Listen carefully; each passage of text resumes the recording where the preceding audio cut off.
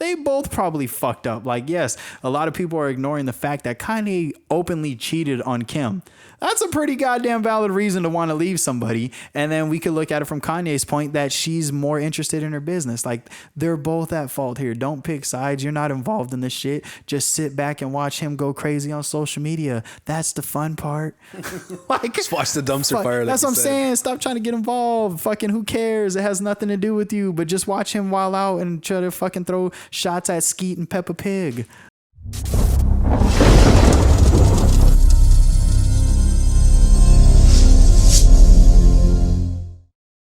What's poppin'? It's your boy Moses, aka Nomo, chilling right here in the Lit Out It podcast. I got a very special guest in the building, Mr. Aztec Soul. What's the deal, sir? How you doing? It feels phenomenal. Welcome to be back. Welcome back. Almost hit the whole rock intro. Finally, Aztec Soul has come back to the Lit Outlet. It's crazy because you're the only person ever in the history of the show to come back not once, not twice, but 3 times. It's that, man.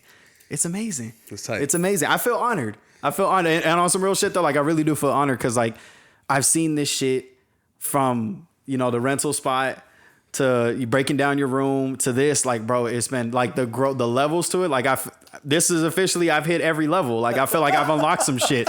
Like, you know what I'm saying? Facts. Actually, you know what? You're 100% right. You were the first ever guest. Before I even had a podcast for like me by myself, I actually never done a podcast me by myself. You were my first guest, so we did this. We actually started this together, technically. Yes. That was back. Shout out to Jackson, the guy behind the camera who does all my editing and cool cat. Photoshop and shit. We actually waited till his boss left work. He was working at a real estate company. His boss left, and he let us shoot like the first episode of this at Manhattan Beach, which was dope. I remember that night because one, I ended up getting way too fucked up. Because I felt like we were going to rob the joint. Because we got there early. We were sitting in the car and we were parked across the street. And we were just watching all the employees leave. And I was like, oh, yeah, we're going to go in there after everybody's gone. I'm like, wait, I forgot we're allowed to do that. Like, so we're just sitting in the car drinking. And then Jackson had to set everything else up. So we just kept drinking. So by the time we hit record, like I was all rosy cheek. Like I was already spracked. Like, yeah, facts. It was a fun day. It will actually, now that you mention it, yeah, we're watching everybody walk out. And then like, all right, as soon as everyone's gone, Jackson's going to come out, open the door, let us in the back door. Yeah, like, I felt like he was going to wave like a secret handshake or like whistle 3 times. Like, all right, let's go. That show was fun. Shout out to Jackson. So how you been, man? How was your Super Bowl and Valentine's Day? How was that? Chilling, man. Super Bowl, just kicked it with the homies. Nothing too crazy. It's funny. I was kind of thinking about like Valentine's Day. I didn't do anything crazy with the lady. We went to the spot in Fullerton that brings the food to you in the movie theater. So it's like elevated movie theater watching. Wow. Right? But at the same time, like I feel like when you've been in a relationship for a couple of years, like Valentine's not really a big deal. Yeah. Yeah, like I was watching everybody else on Instagram, like, oh, like pulling out all the stops. I'm like, you're new to this shit. Like, oh, okay, oh, you love your girlfriend. Like, fucking lame.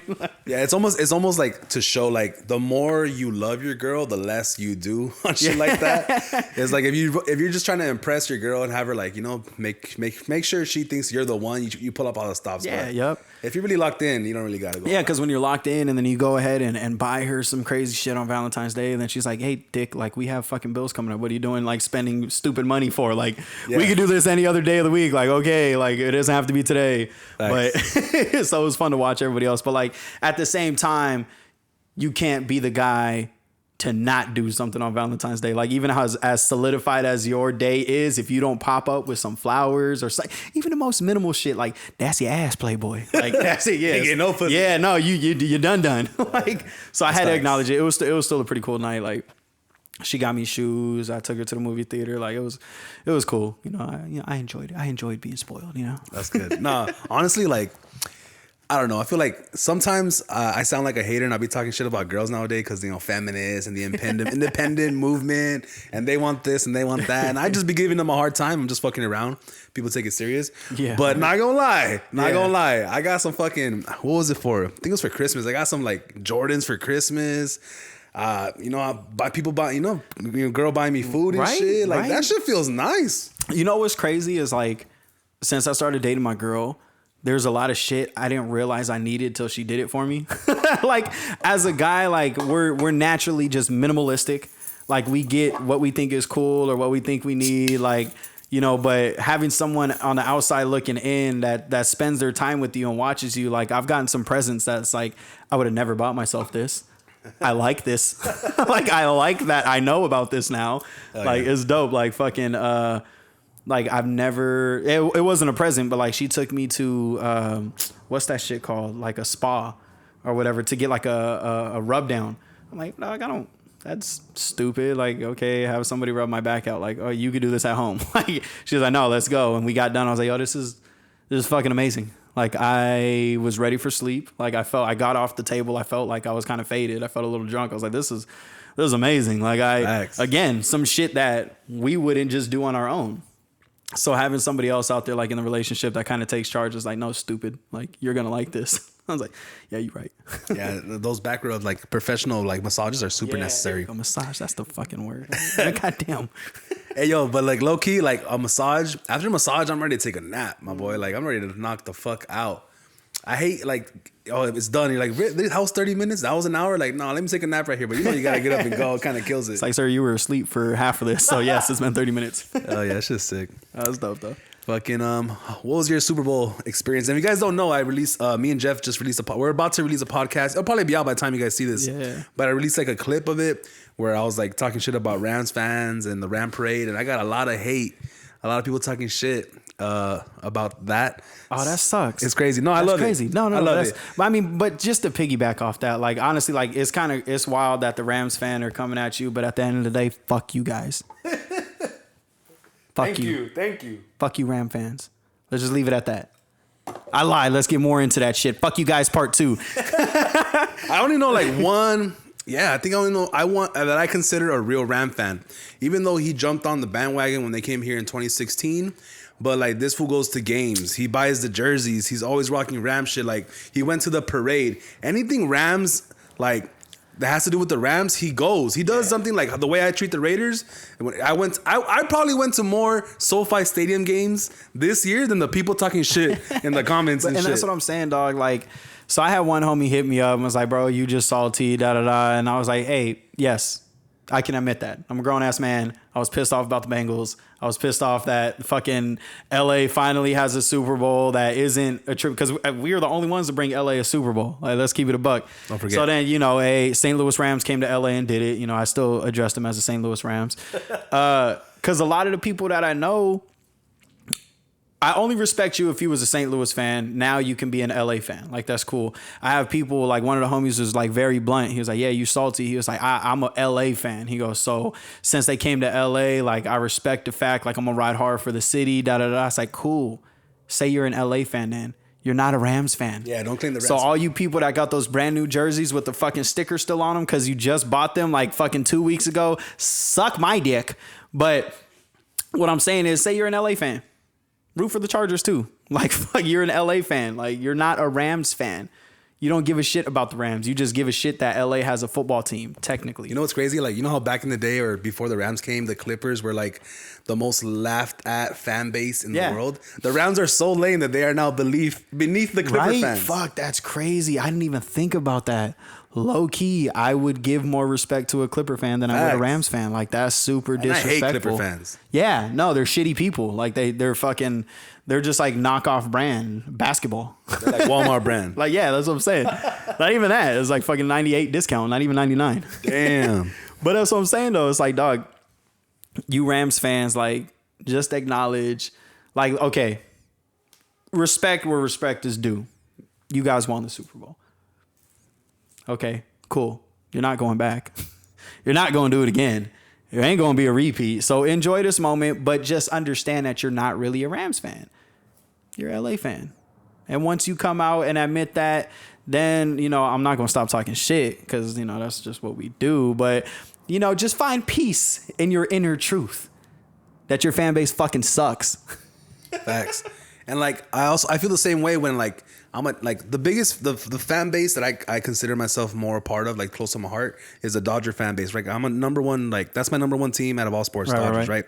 So when they won the chip in 2020, and all of these like closet Dodger fans that weren't rocking Dodger shit in middle school and elementary, weren't rocking with the Dodgers when we sucked in the 2000s, when we just hire old ass players to sell seats, and then all of a sudden everyone's posting, oh, the Dodgers. I'm like, man, Oh, fuck you fools. You fools ain't real Dodger fans. Yeah. But whatever, we're going to let it ride. Right, okay. But with this whole Rams shit, like, they're not even the Los Angeles Rams. They're the SoFi Stadium Rams. So the hat that I got on, I'm still working on dropping it. Hopefully it'll be out by summertime. But I designed this hat when the Lakers and the Dodgers took it all. Right, so it's a collab. On one side, I got the, I got both trophies. I got my logo on the other side, and it's a Dodger blue with Laker yellow.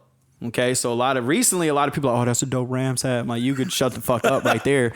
But so being a businessman, we've both had to learn this, that a lot of the times you have to set your pride aside and go what's fashionable, like what's in right now. So I was like, you know what, fuck it, I'm gonna redesign this. I'm gonna add a Super Bowl trophy to it. So it'll be the Lakers, the Dodgers, and then the Super Bowl. And then I'll sell it. Like, it'll be a big hit in LA. Like, fuck, it's going to hurt my soul. And then I seen that piece of shit debacle at the fucking parade. I was like, no one's buying this shit. Like, you guys suck and don't really support. So you're not really fucking Rams fan for the 100th time. But when the Lakers would win the championships, or even the Dodgers, like, I feel like the fans would buy, it doesn't matter where it was from, the guy in the corner selling fake t-shirts, whoever was selling something, Dodgers or Lakers, will buy it. These Ram fans go to the fucking Grove or the official Ram store. It's like, okay, like, homie, come on, dog, don't talk to me until you watch that 2 times and it starts peeling off. Like, just because your jersey's official doesn't make you an official fan. You feel me? Yeah, don't give me that. You got shit. a lot to go, bro. And then I don't know if Jeff didn't tell this story. I don't think, he wasn't there. Okay, it was me and Steven. Steven, tall, Slim Jim looking motherfucker. Fuck Jeff while we're on the topic. And Vince too. Yeah, fuck it. Everybody's getting smoked. Vince, you greasy motherfucker. Anyway, so it was the first game at the Coliseum, so we're like, dog, LA finally has football. Like, we're all like that group of friends, like, we're big football guys. Like, so we're like, fuck it. Like, even though it's not a Raider game, we're going to go Raidered out, super decked out, fucking head to toe in our silver and black. And let's just go we didn't even have tickets to the game. We just wanted to go to the pregame parties and all that kind of shit and just enjoy the fact that Los Angeles has football, like professional football. Like, we don't got to go to USC, UCLA games. Like, we get a party on Sundays, right? So we went to the Coliseum. Fucking Ram fans all over the place, right? And of course, as fans, you run into random people that you talk shit to. It's like, oh, fuck your team. Oh, fuck you. Da, da, da, da. Okay, cool. Shake hands. Cheers. And we go about our day. So there was this one guy that was like, what? Like, Raider fans? The fuck you guys doing here? I was like, okay, St. Louis, go the fuck back home. And as we're like talking shit, like, this dude's homegirl walked up to him and was like, don't believe this guy. We're like, why? What? She was like, show him your tattoo. This motherfucker had a San Francisco tattoo. Oh my! And then everybody started getting on his head like he bought that jersey this morning. Like, what? And that was day one. And at that point, I knew I was getting ready to respect the fan base because it was LA football. I was like, all right, man, it's gonna be cool. Like, it looks like you guys have some legit fans that came over. Like, this is dope. And then I seen that, and your own people fucking snitched on you, and I was like, dog, you fans suck. Yeah, it's gonna take you guys. Look, when it comes down to sports and us talking shit, at the end of the day, we're just talking shit, right? But you guys have to go get dragged through the mud, no matter how much your team goes up and goes down, no matter how much people talk shit about you. If after like 4 or 5 years, 10 years, I think 10 years for a football team, after you get dragged through the mud for 10 years, then you can call yourself, okay, I'm a Rams fan, I'm a this fan. But like overnight you become a fan, you're gonna get hate from real people who are real fans of real organizations. And got it out the dirt. Just to let you know, there's only one nation, it's the Raider Nation. No matter what sport it is, we started that shit. And then fucking, what's their little dumbass Rams house? Like, okay, fucking every high school in the fucking nation does that. Like, oh, that's not original, dickhead. Like, oh, fucking go to St. John. Like, any fucking, not even, that's a prestige school. Just go to some whack ass like Division 12 and they're going, oh, so-and-so's house. Like, okay, yeah, you guys have all this money and you came out with that dick-shaped fucking Rams logo and this weak-ass fucking chant. Like, try again. Yeah, I saw that. It's a fucking, your Rams logo has a penis on its face. They probably don't even know that they're rocking dicks and shit on their face, on their jerseys. That's the worst part is they do. That's crazy. You're in the similar boat as me. You have a lady and everything. What kind of shows? Do you watch your own shows or you only watch what your lady wants to watch? Oh, man. Look, ladies and gentlemen, when you get into a real relationship, you're going to learn that you're going to have to like lose control in certain situations and pick your battles. Yes. TV is one of those. The fucked up part is a lot of you may know I'm Mexican. I'm not fluent in the language, right? My girl's from... You are a no sabo kid. Pretty much. No entiendes, you know? But my girl, she's from Nicaragua. They all speak Spanish. Times 50, like it's that super sped up shit. Like, I mean, I understand enough because both my parents speak it, but going around her family, it's like, dog, I need you guys to slow down so I can have a chance here, right? So I go home and she's watching like Charlie Flow or like shit on Netflix that the subtitles don't even help. Like, so yes, we watch like, what's that one popping on HBO? Euphoria? Yeah, bro, that's like straight porn, like high school fucking kids just like doing blow and having sex all the time. Like, yeah, she watches that shit too. So the point of this story is that, yeah, no, I watch all her shit. I don't get to watch anything of mine. But then as I'm getting older, I was just talking to the homie about this. Like, as you get older, you know, your viewpoints on life change. So like, I'm mad to admit that I find myself enjoying like home renovation shows and fucking cooking shows. Like Guy Fieri that's the homie. That's my guy. I fucks with him. Like I walk into somebody else's house. I'm like, lose that wall. This pillar's stupid. This paint job's trash. Your backsplash is fucking ass cheeks. Like yeah. I feel like a professional now. But then I used to watch my parents watching that shit. I'm like, you guys are fucking lame. And now I am just as lame. Yeah, my parents, I used to walk in, my parents doing the same thing. And I'm like, look at your house. You're over here critiquing this brand new house. And look at your house. You haven't done shit in 30 years. It's real, dog. It's like, it's cheaper just to like talk shit instead of actually like fixing your shit up. But I mean, honestly, like it's as funny as that shit is, like low key, it's weird. I was having, you know, them random ass like freeway thoughts when like you just kind of drift off and start thinking about shit. And I had this moment where like I was thinking about the La Mirage days, right? The way back when's like before DB Lounge, like going to the club Thursday through Sunday, and how every single weekend like ended in a fight. Like like no exaggeration, like Friday night, the homie would squabble down. Saturday night, someone else would catch a fade. Like it really, our nights ended fighting. And I was like, that was the era of like just me being super turned up. Like anyone could catch the fade. Like, let's just get it. And then now it's like thinking of shit like that. It's like, bro, that's so draining. Like, dog, confrontation is just so fucking like, oh man, I want to take a nap just thinking about it. And then like I was sitting there thinking, I was like, dog, am I a bitch now? Like, because I just don't have the energy to do that kind of shit. But then it's just like, you know, into our 30s, like it's that whole growth type shit, you know? So I had that argument with my now self and my younger self. My younger self would have been like, you're a bitch, I'm gonna fuck you up. And my older self was like, you're just being a hothead dumbass. Like, and that's why I like the shows that I like now.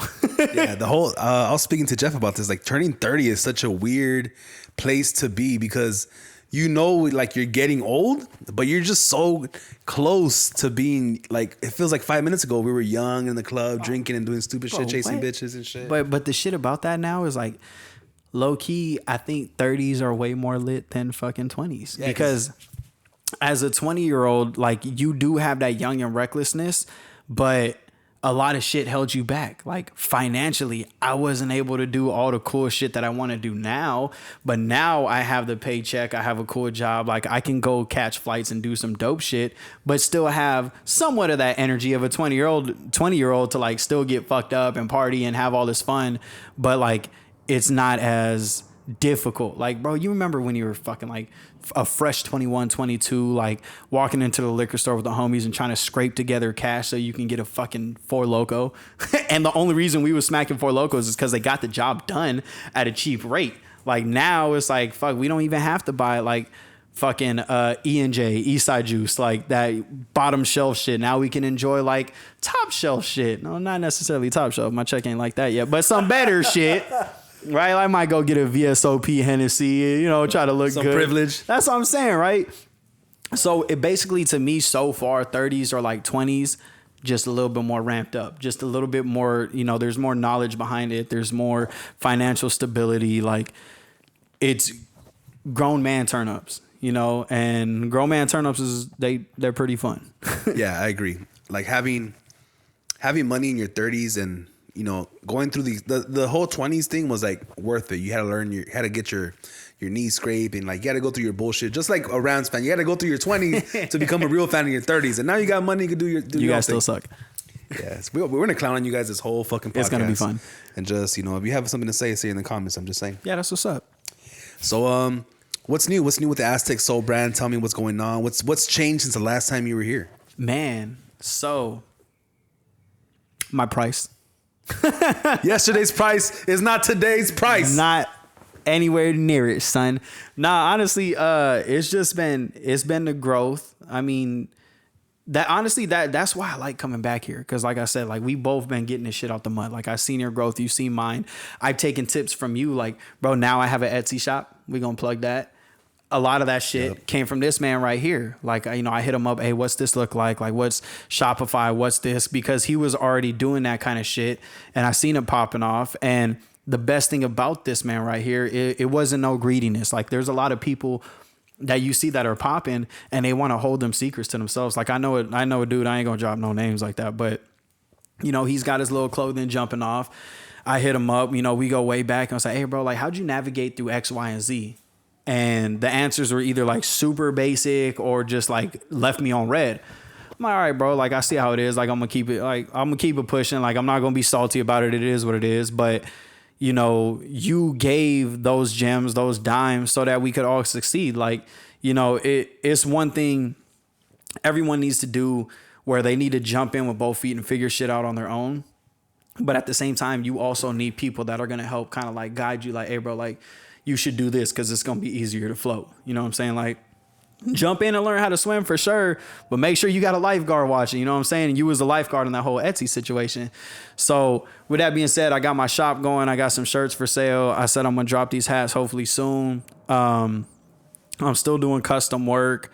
It's the best thing about my industry is like art can be used in so many different ways. Like, it's not just boxed into canvas paint or like, just like prints and shit like that. Like, art could be used for any type of aspect. Every industry you could think of has some sort of art aspect behind it. Like, you think of construction, bro, they got logos. Who's going to do those logos? Like, you think of fucking sports industries. Who's going to design the jerseys? Like, art touches every aspect. Like, I have my own NFTs popping right now. Like, NFTs about to be like the next fucking wave.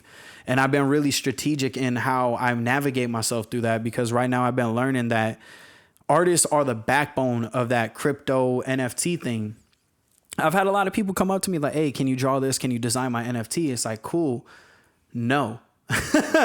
But here's why. In my eyes, I'm seeing a lot of people make money in this situation who don't take the time to pick up the pencil.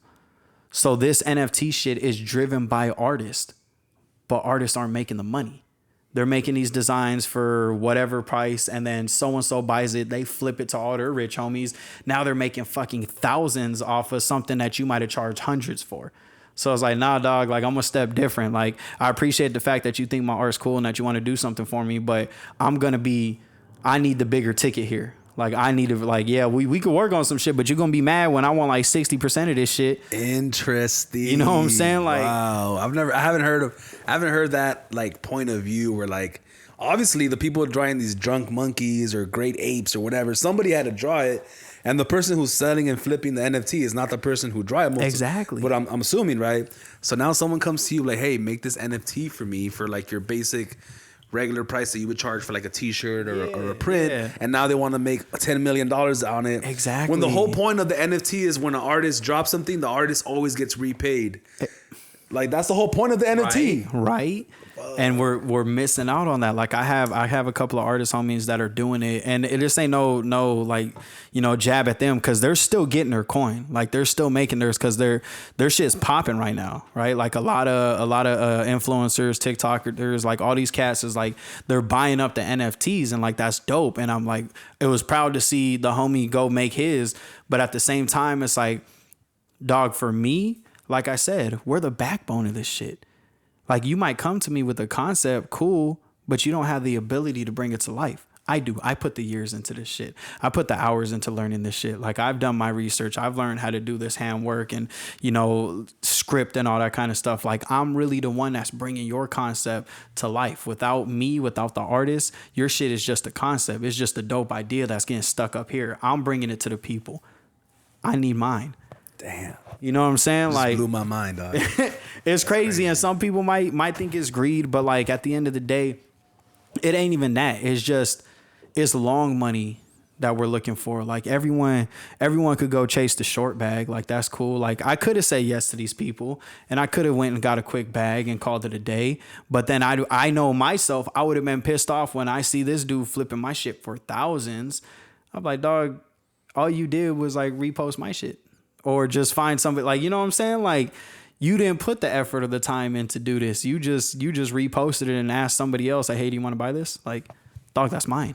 Yeah. You know what I'm saying? I feel like if you come at an artist and you want them to make an NFT for you, like you obviously got to pay the fee plus give them like parts of the NFT, like free. Absolutely. Like, damn.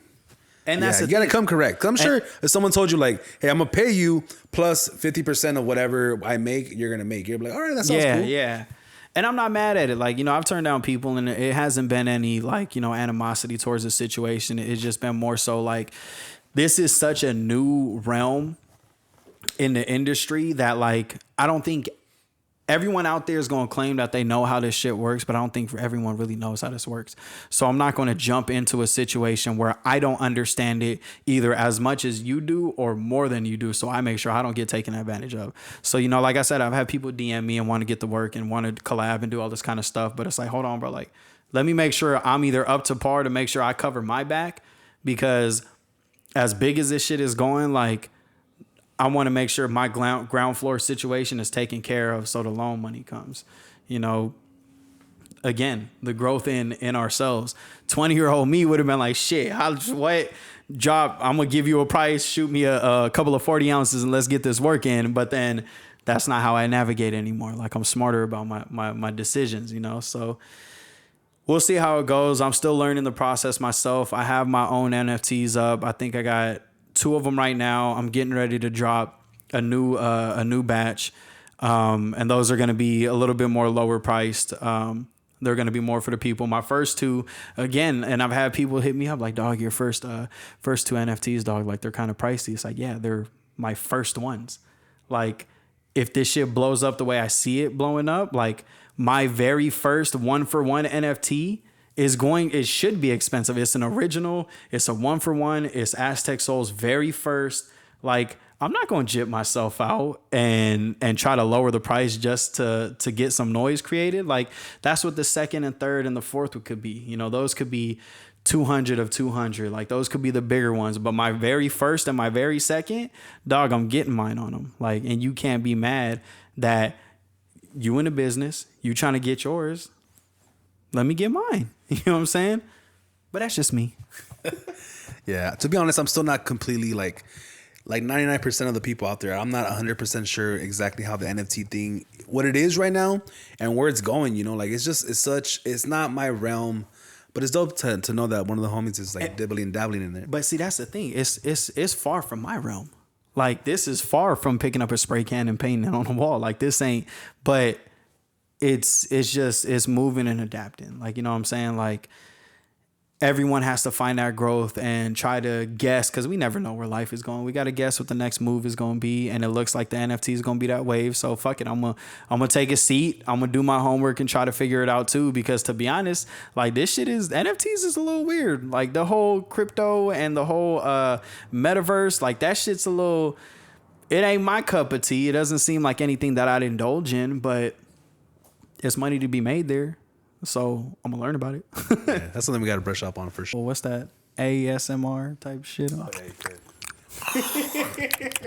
go to sleep. There's this bitch on TikTok that goes, go to sleep. Oh, she runs her nails on that shit too. Huh? Yeah. It's so soothing. I hate it. It's crazy how like I'm scrolling through TikTok and I see this bitch like, oh yeah.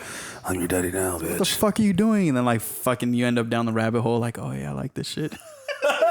Weirdo. And then it's like, fuck, I'm a piece of shit. Oh yeah. All right.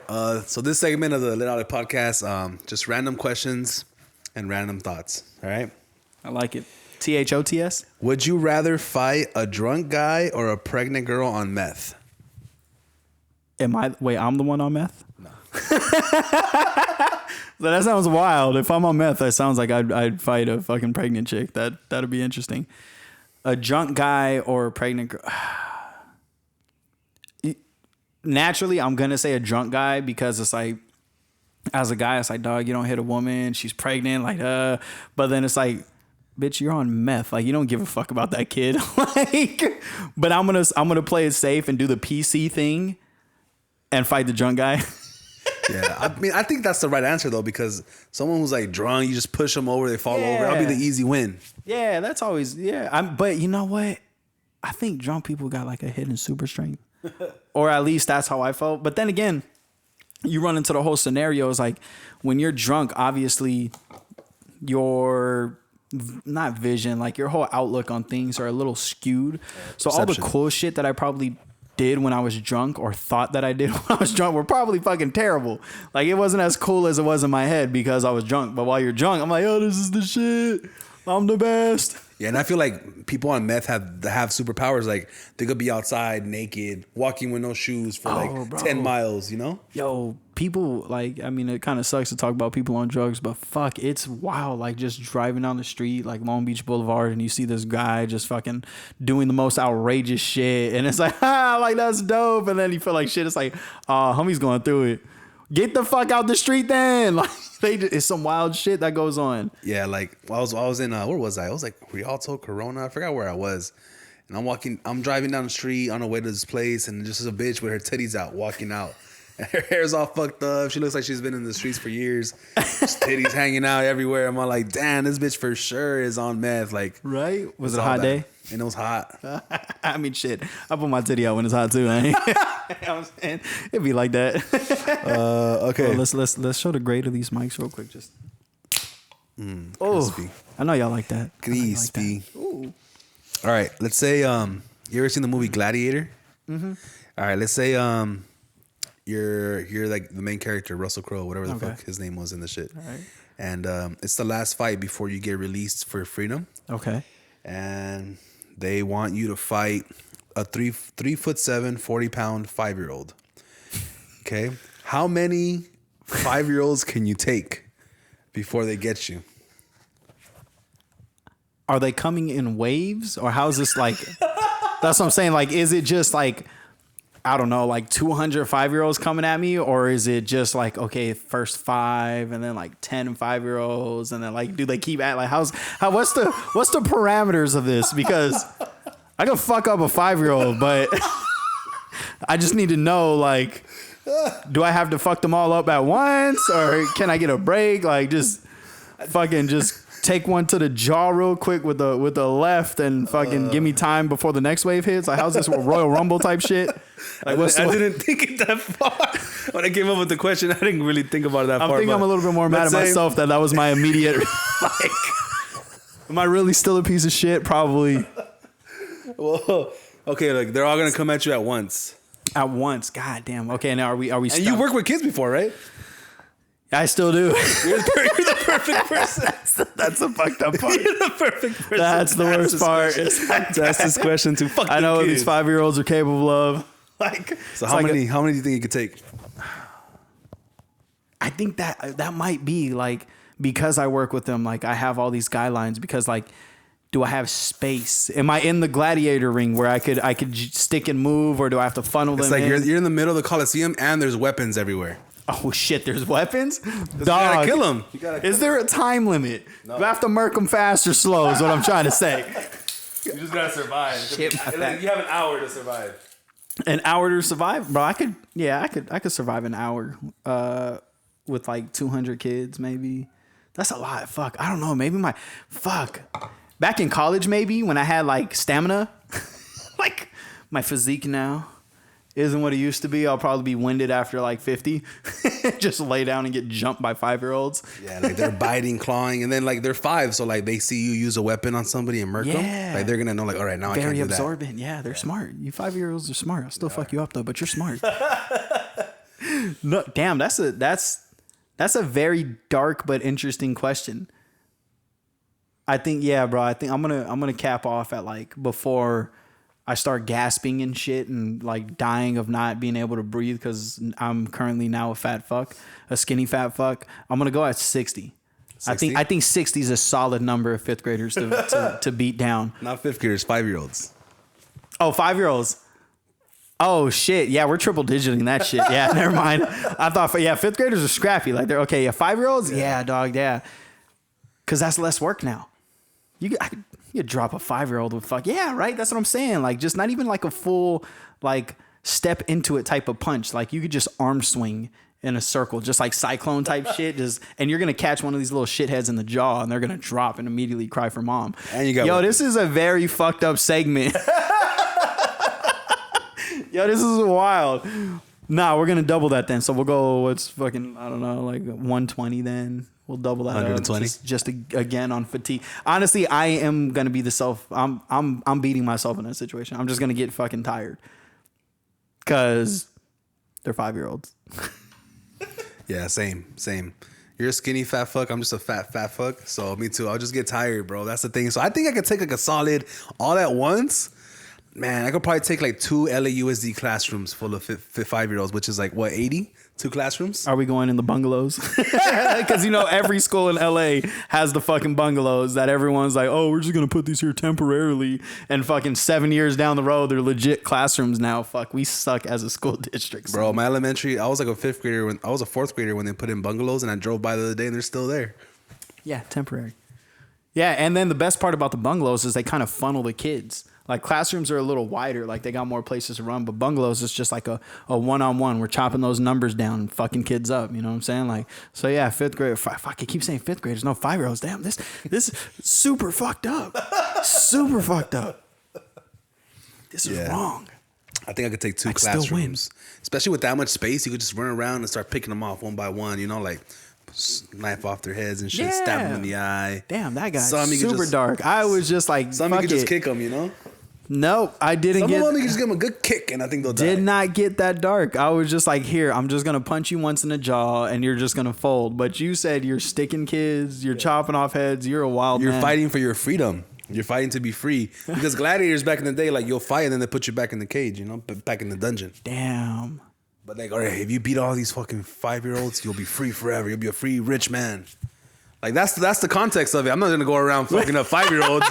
Like hypothetically speaking, if I was a gladiator and they're offering my freedom, this is how many 5-year-olds would you be able to fuck up? The fucked up part in this PC world is that you had to clarify that. Like you had to take the second. Like, hold on, just to be clear, trigger warning. I'm not really gonna fucking punch a 5-year-old. Like, I'm glad that you clarified that shit. Yeah, you have to now because a bunch of pussies out there.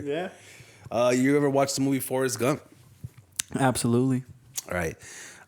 Did you notice that when he's playing for Alabama that every other player in the field, whatever his team, the opposite team, they're all fucking dirty.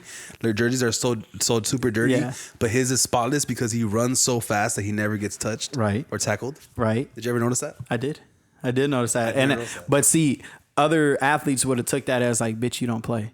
Like when you see a clean jersey, it's like, you don't fucking play. You didn't even get into the game. This is your first rep. And then he went out there and got jiggy on everybody. Just ran a straight line till he hit that. Well, no, he ran towards like the fucking band real quick. Like, no, go this way. Yo, that movie's a classic, dog. That's a fucking very good movie. I haven't seen that movie in a long time, but is that movie like super long? Is it like a 3-hour movie? I feel like... Because I feel like he does so much shit in that movie, dog. But that's what I'm saying. I think also our day and age where every movie's like fucking 2.5 hours, that back when we first watched that shit, we're like, yo, this movie's the longest shit. It was probably like an hour and 15. Like, we're used to the Marvel movies that you got to clear out like a 30-year day just to go watch because it's going to be 7 hours and 13 minutes. You know what I'm saying? So it was probably a short movie, but it's still a classic. Forrest Gump's that guy. That's crazy. Like, okay, I'm confused about Forrest Gump. You've watched it, so the kid at the end that he stays with, that's his kid? That's his kid. But Jenny had AIDS. That's how she died, right? She died from AIDS. You're right. She did, Jenny. So he fucked Jenny. So let's just point out the fact that Jenny's probably a piece of shit that no one ever acknowledges. Yeah, you're a terrible person because you're sexually taking advantage of a special needs guy and you have the AIDS. That's crazy because got the like, hive. Nowadays, you're like, oh, he's on the spectrum. He has autism. But back in the day, like, oh, just a regular retard. Like, she was like, a dick. I was like, that's okay, Jenny, do better. A dick with a house. Yeah, fuck, that's right, yeah. She was a hobo sapien, homosexual. She's looking for a place to stay. Jenny, you suck. She was, dog. That's crazy. Yo, I gotta rewatch that movie because I feel like there was a lot of fucked up shit going on there. On top of the fact, like, what's his boy, Bubba? Yeah, Bubba. Like, dog, they sent a special needs man into the fucking military to go fight in Vietnam. Like, in what world is that okay? Like, that's super fucking foul. It was like, hey man, I know you're having troubles with your, you know, whatever, it might have been autism, like whatever. Here's a gun, just go shoot. Like, no, that's not fucking okay. And then Jenny's out here just taking advantage of it. Like, bitch, just go get you a plastic strap. Like, you know, go get you something that you could suction cup to the shower. Like, you ain't got to take advantage of this man. Give him the hives. And you know that's crazy. Like, as the United States, not even the world, as the United States gets more and more PC, the lesser and lesser of a country we are. Like, we keep losing. Oh, shit. We're losing our edge. Like, China and Russia are going to come over here and fuck us up. You know that? I don't know if you heard that Russia is about to invade this country, and Biden's all like, if you invade them, we're going to start with a war. So Biden said that to him, and then Russia went to Japan. Like, hey, what's up? Who's ready? We're about to get into this shit. Damn, you know how Japan, we used to beef it with Japan heavy. That's crazy. World War II, I think. Dog, it's... There's a lot that goes into this kind of shit that it's like, it's as grand as this whole scheme is. Like, the fucked up part is, if you really look at wars and all the shit that's popping off, it's a lot of he say, she say, hood politic bullshit. Like, it's insane, bro. It's like, oh, fucking, I didn't like the way you did this. It's like, bro, it's elementary schoolyard fights that are popping off into fucking world wars. Like, it's insane, dog. Like, just sit the fuck down, mind your business, do what you got to do, and, like, we would be fine. But us as Americans and, like, other countries, like, bro, we ain't got to be in everybody else's Kool-Aid, and vice versa. Like, as a nation, just worry about your goddamn self, and we should be fine. But I feel like I would rather be the world superpower and be the big bully on the block and never lose your place on the like, you know, your place on the pedestal. I mean, that is instead of becoming like this big pussy ass country that we can't go to war with this or that because of this and that. Like, no, we need to make sure. I want to make sure when I go to sleep at night, like, no, I don't have to worry about getting nuked by Russia or Japan. Because guess what? We live on the West Coast. If they're going to nuke any city on the West Coast, it's going to be San Francisco and LA, and we're fucking done for. Yeah, no, fuck. You have a very valid point. I completely agree that I don't want to live a life where I'm going to close my eyes and just get Hiroshima'd. Like, that sucks. It's crazy. Like, at the end of the day, like, it really is like as much as the upper class likes to look down at it, like, bro, we're out here living on like some jailhouse rules. Like, I'm stepping into this cell. I'm going to be the biggest, baddest motherfucker in here. I'm going to go fight the biggest, baddest motherfucker in here to solidify what I got going down. It's like, dog, is it really that serious? Like, and like, you know why? Do you know in the whole like Russia and Ukraine thing, like the reason why Russia is going to invade Ukraine is because NATO, which is like the world alliance of like 100 countries where they come together and become whatever, they want to make Ukraine part of NATO, and any country that's part of NATO has a U.S. base inside of it. So Russia doesn't want a U.S. base that close to a Russia border. Okay. So they're like, if you guys join NATO, we're gonna invade you, motherfuckers. You better not join NATO. So basically, it's the U.S. putting pressure on Russia, but the U.S. and the news, you know, the news always be flipping shit. They're like, oh, Russia's about to invade the Ukraine. We got to go help them. Like, no, you guys want to put a base in the Ukraine next to the enemy. So, of course, the enemy's going to try to fight that shit. But they flip it in the news saying that, oh, it's this for tripping. This, yeah, it's that. Again, set up. He say, she say, bro. Like, it's so, you're not going to get the real. Like, I don't give a fuck what news channel you watch, if it's Fox, if it's CNN, like, whatever it is. Like, whoever's feeding the information is obviously holding back information. Like, you're not going to get a fucking purebred newscast that gives you all the information. Like, here's everything. You sort it out yourself. Like, no, they feel us as a people, which I can kind of agree with, because a lot of us are fucking dumbasses where you have to be spoon-fed certain information. So I feel like every stance and every argument that we have is based off of what we think we know. But at the end of the day, bro, none of us fucking know. Like, none of us know what's really happening. I would rather the U.S. or the presidents be like, hey, look, we're kind of fucking up. We're losing down. We're not the number one powerhouse in the world. If we keep going down this road, We're gonna get fucked over. We're gonna be on a 10-year mission to go fuck up as many countries as we can because we need it. And I'm like, all right, that makes sense. Like, let's. Because when you don't keep it a buck, bro, that's when speculation gets to come in. That's when conspiracy theories get to jump in. That's when everybody gets to make up their own opinion and narrative and yada, yada, yada, dive down rabbit hole after rabbit hole. It's like, bro, just tell me the truth to jump off with. So we know, like, yeah, we just trying to bully people. Like, speaking of conspiracy theories, name a conspiracy theory that you believe in that is true? Damn, that's tough. You know what's crazy? And I'm mad that I can't think of any right now.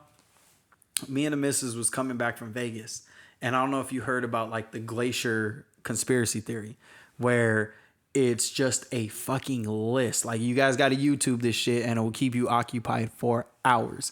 It's a list, and obviously, how glaciers work. Like, okay, it's the most minimal conspiracy theories are like, okay, this is kind of lame. But then as they go down beneath the water, they get more intense and just more like dark and crazy. We spent the whole drive back from Vegas to fucking where we live now in Downey watching that shit. And it was just like, dog, it was some crazy ass conspiracy theories. And I'm mad that I can't think of any. But I was sitting there, I was like, yo, like, y'all might be onto some shit.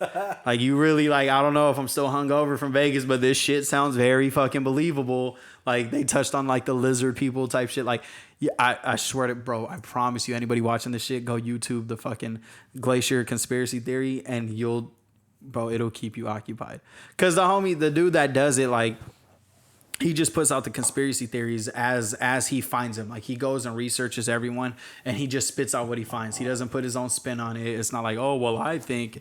He just really just like, hey, this is what I found. You do what you want with it, which is a very nice way to keep people non-biased. But yo, conspiracy theories is like, it's kind of a wave right now. Like, and I think it's dope that it's making people kind of think outside the box and not just go with whatever they hear. But then I've found myself like kind of disappointed, like, dog, I'm really like believing this fucking outrageous, eccentric shit, but they have a point. I'm kind of with it. It is a fun way to spend like a random ass Wednesday night. What about flat Earth? That's tough. I don't think there's enough behind that to make it. I appreciate the shit that people have been saying. I just don't think there's enough behind that theory to stick. You know what I'm saying? Like, the theories I've heard are super basic. Like, oh, well, you can't see, if you're looking out in the water, you can't tell if it curves or if it's flat. It's like, dog, that's fucking hundreds of thousands. Like, I can barely see what the fuck is in front of me when I've had a couple of beers. Like, I'm not going to tell you that the world is curved way fucking miles into the ocean. Like, I'm not going to have that argument with... This is working. This shit is kicking in. Hell yeah. Take two, ready, break. I'm not going to have that argument with you because, like, I don't have the equipment. Like, I'm an average fucking Joe. Like, I'm not going to sit here and I think that's the problem with a lot of conspiracy theories and people, that they're so 10 toes down on that argument to where... I got it. High-tech shit. Yeah. I had the mic backwards. I didn't even know you could do that. I didn't even know mics were backwards. A lot of people are just too gung-ho about their stance. Like, I like to argue. Like, arguments is fun to me, low-key. It kind of taps into that, like, that elementary school of where you want to roast people and you just kind of want to, kick around and bullshit. But I think the problem with that is people are too gung-ho about their opinion. I argue to gain knowledge or to see different aspects of people. I don't argue to be right. I think a lot of people right now are just arguing because they want to be proven right. It's like, dog, I'm a grown-ass man. I could admit when I fuck up. I can admit when I'm wrong. So if I come across a conspiracy theory that you prove wrong, I'm not going to be bitter about it. I'm like, oh, shit, you're right. Now I've gained some new knowledge. So a lot of people, these conspiracy theories are just like, no, like, you sound stupid. Like, no, that can't be it. It's like, bitch, you're just not accepting the fact that you're wrong. So with the flat earth shit, it's like, dog, I don't know enough. I personally don't. Like, that's not going to change my day to day. Like, so what? Even if the world is flat, like, I don't give a fuck. Like, I'm in fucking Southern California. That shit doesn't mean anything to me. Like, that's not going to affect my day-to-day job. Like, we live like in the best fucking city in the world to live in. And like, we don't really care about it. But take that shit to Wyoming, son. The thing about the flat earth theory that always trips me out is like, all right, trip out. We're in the solar system, right? Okay. And we're spinning around the earth. Science. But we're also traveling in space like this way, right? Right. And then when we look up at nighttime, we see stars. We don't see those in LA, so go ahead. We have a few stars. But if we're traveling and spinning around this way and we're like getting the fuck on, right? Okay. We're leaving. Universe is always ever expanding. How come every night when I look up, there's always the same stars? Are we not moving fast enough? We're like, all right, now we started here and the Big Dipper is under us, but now we're over here and the Big Dipper is still under us. I mean, is that not part of gravitational pull? Like so because we're pulling everything with us, like we're sucking in, like it's gravity. Like our Earth and our solar system is such like a big mass that it's pulling in everything around it. Like so it's even pulling are we lights. Whipping those are we whipping those stars with us because the gravitational pull is so big? Y'all motherfuckers didn't think I knew science and shit like that, son. Suck my ass, honey. I know what I'm talking about sometimes. Not most of the time, but like I'm glad that I was able to pull out some shit like that. That's a possibility. And then like the Earth is spinning 86,000 miles an hour. Where'd you get that number at? That's wild. I would have never been able to. That's touche to you. I think it's 86,000. Good. I mean, either way, like if you're in the ballpark, that's not some shit that I remember on the day to day. Like, dog, I can't tell you how fast we're supposed to be driving down the freeway. I don't know that number. Like, that's crazy. Yeah, dog. But flat Earth always interests me. Like, no, there are some, but that's what I'm saying though. Like, there's some super. Oh, trip out another one. Look, flat Earth. So, if you're flying from here to Japan, why do we have to go to like Alaska, Russia, and then Japan? Like, why can't we just fly across the fucking ocean straight to Japan? Gas. We gotta stop to get gas. In Alaska?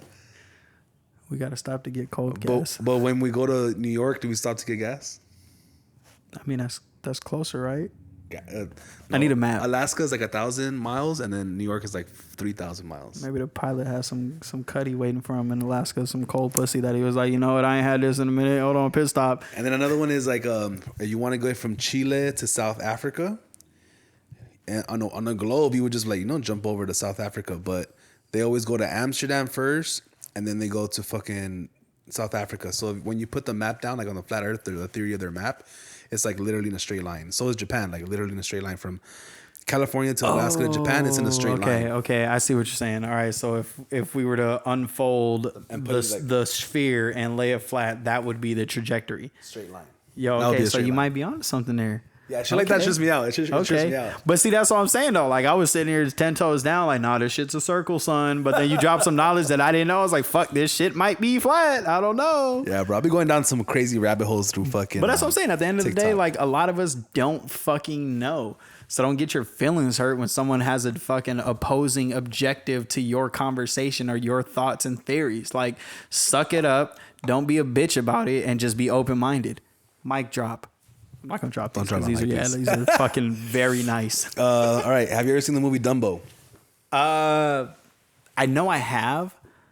Fucking, I can't tell you the last time I did. Like, I get the general, like it's a big-eared elephant that got drunk one night. That's like the main scene that sticks out because I just related to it. I was like, yeah, fucking pink elephants. This is cool. So, all right. Didn't like mom abandon him or some shit? So Dumbo gets like, he gets dropped off somewhere and he becomes part of the circus. Okay. And all the other elephants have like small ears and he's the only one with some big ass ears. So everyone's making fun of him. Some Rudolph type shit. So basically like Barnum and Bailey, all these circus acts, they always get Asian elephants. Okay. Is this racial? Are we getting racial? We're getting really I feel racial like it's right getting now. really racial. Okay. Go ahead. They always hire Asian elephants to be part of the circus for some reason. I don't like where this is going when we're talking about small ears and Asians. I feel like this shit is about to get super fucking. This is fucked up. But continue. There's these African elephants. Oh shit, we are going that route. Oh fuck. And all the African elephants have really big ears. Okay. So basically, he got dropped off by the stork at the wrong place. He was supposed to get dropped off with the African elephants, but he got dropped off with the Asian elephants. Okay. I'm so glad this doesn't have to do with dick sizes. I really thought we were going down this route. So like the whole movie basically is like, oh, he's just an elephant that got dropped off with the wrong tribe, because all the elephants in Africa have really huge ears. Right. And Okay. and the ones in Asia don't. Right. Okay. So yeah, that's a conspiracy that he just got dropped off in the wrong spot. I can believe that. There's some, like, when it comes to like Disney movies and shit like that, there's some really dope conspiracy theories. Like, I think there's one where the chick from Tangled, have you seen that one? Have you seen that movie? Is Tangled, it's like the Rapunzel one, the chick with the super long hair. And I guess the main villain in that is supposed to be Meg from Hercules. And like the way they attached it, like there's some really dope fucking theories when it comes to Disney, because Disney is kind of like, bro, they've been around forever in a day. And the people that have touched like Pixar and Disney and all that kind of the growth in that, like there's so many different viewpoints that you could take and make your own assumptions about it, and they stick. Like a lot of these are fucking dope. So yes, I wholeheartedly could believe that my little fucking Dumbo homie just got dropped off in the wrong hood because the stork was drunk or tired and said, fuck it, I'm not going all the way over there. You're going here. Those are close enough. That's an elephant. You're an elephant. We're going to get by. Another theory is like in Monsters Inc. There's an episode in there's a part in the movie of Monsters Inc. where like they're interviewing the monsters because the news shows up and something went bad or wrong. Like, oh my God, he opened his eyes and the lasers went out and he was a baby. And Yeah. Right. But, Jack, right? Yes. Yeah. See, but that's dope though. Like, I believe all that kind of shit because it's such a big ass company where so much money, like you're telling me that they didn't take the time to put this much thought into their movie. Like, I understand a lot of these Disney movies are cash cows. Like, they're going to make money regardless, but there's too many people involved in it to not drop these kind of gems and these Easter hidden, eggs. like, yeah, that's what I'm saying, to keep the money rolling in. So yeah, Jack was over there fucking some shit up in Monsters Inc. world. Like Sully, Mike, like they was all like, that's a dope ass, like, bro, Monsters Inc. is like, I really fuck with that not even genre, what would you call that series or...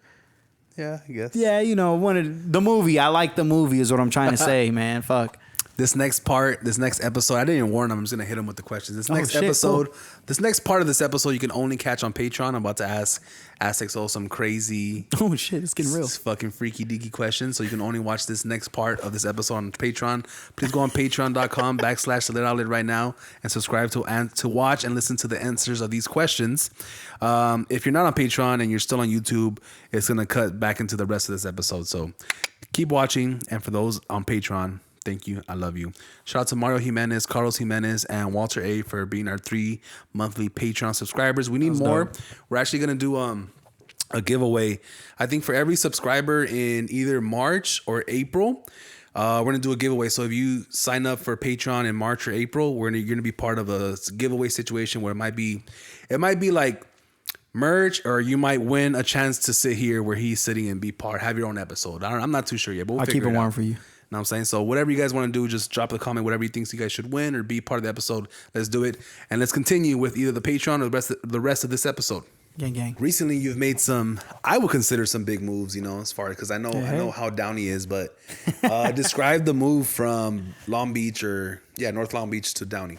Bro, it's interesting. Like, I feel like this might be for everyone when they grew up in a certain city. Like, you got a lot of love and admiration for that city, and you might be biased when it comes to other places. But when I found out that we were moving to Downey, like, it was just the best apartment for us. So it was like, fuck it, let's do it.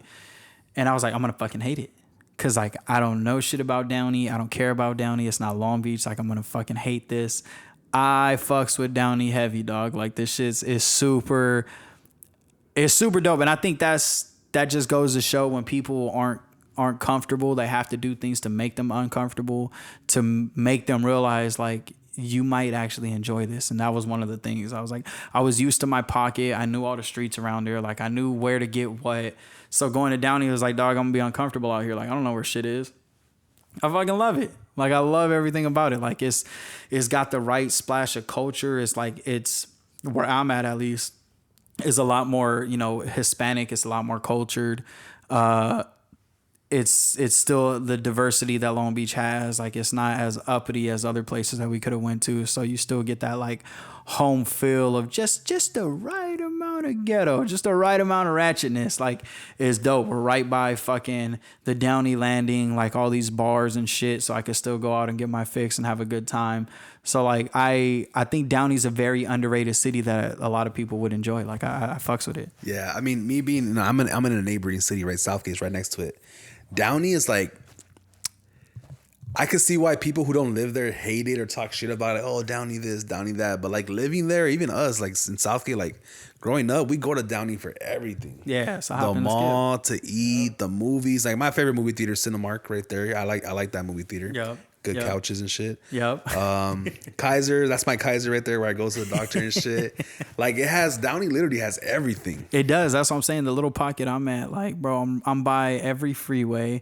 I got the groceries. I got options. Like, I could do the fucking, there's like a Walmart plus grocery store with like the cool high-end expensive shit. There's still food for less right around the corner if I don't feel like flexing and getting the high-end stuff. Like, it really does have everything that I need. Like, I really fucks with. Like, I could see myself just kind of like laying low there for the next couple of years because it really does have everything that I need.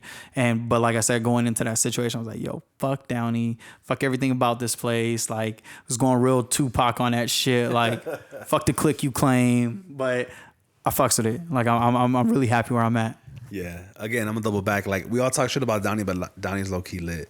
It is. I'd like to give people who live there a hard Just time. don't fuck with the barbers there. I don't know. You want to get into why you don't fuck with Downey barbers? So, hold on. Anybody that lives in Downey has a barber in Downey, give my boy a recommendation right here, bro. Please and thank you. He needs one. Please and thank you. You notice this hat has not moved since I got here. So, knowing that, I was like, yo, this is gonna be views. It's lit outlet. People gonna see this shit. I'm gonna go give me a haircut. My usual barber, who's in West Long Beach by like Cabrillo High. Shout out to Rio. Was booked. As he should be. My man does good work. Like, last minute shit, I wasn't gonna be able to pull up. So there's a barber shop like literally downstairs from my apartment. So I was like, fuck it, let me go see what it does. Like, I can't go on camera looking dusty. I need my shit cleaned up. So I walk into there. I tell the man a very simple thing. I say, hey, just give me a skin fade, which, as most people should understand, it's going to be very low to the skin and it's going to fade, and then you have my hair. Because all I do now, I let my hair grow out. I just pull it back, throw it in a bun, call it a day. Pandemic made me change everything. I was like, yo, fuck getting haircuts like, no one's going to see this shit. I'm going to let it grow. So this is my new hairstyle. Fairly simple request, right? I'm not asking for too much, right?